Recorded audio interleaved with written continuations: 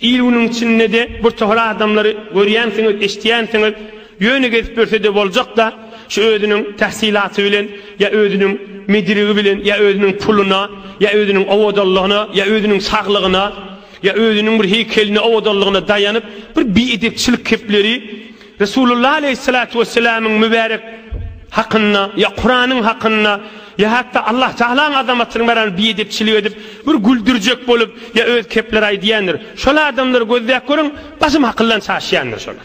Hakylsızdır şolar. Ol da akyllan çaş däl bol kespirin näl ha. Bir forum öyle haklı baýaldyr. Ýöne şol adam bir samaklap, paçawlap awwal qazady wa şol adam. Öz oglunyň şogy, öz hileyiniň gözüne aňlyk barpatyn basym ýigrenjidir şol adam. Gözläp görän diniň azamatiniň baraberine bolýan zatdaş. Peygamberimizin mübarek edebiniň baraberine biedepçilik etýän adamma hakyllan çaşar.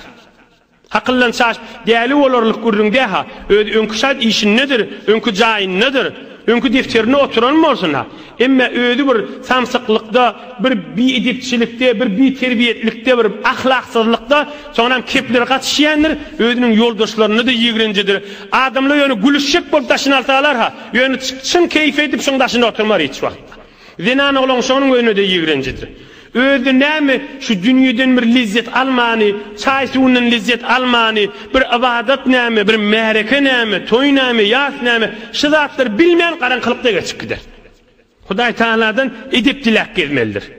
Hudaýa men edepilje bola bolayım, Hudaýa men imandan aýyrma, Hudaýa abyrydan aýyrma diýmeli zatdyr. Şeýtdirip de dünýeden geçip de ahiratda ya kafir ya fasik bolup dünýeden geçmeli.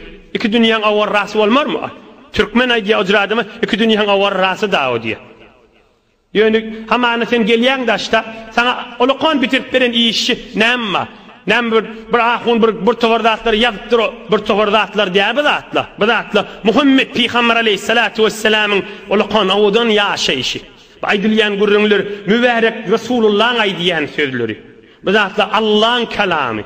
Bir aýdylýan gurrunlar dünýä we ahiret saadet gurrunlar.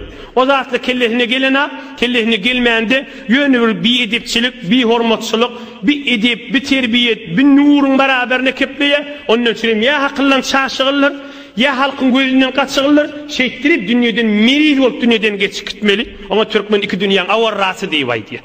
Emma edebiň içinde, hormatyň içinde, musulmançylygyň içinde özüň ýap geçip biren adamy bar. Ona türkmen näme diýe? İki dünýäde awad adam diýe.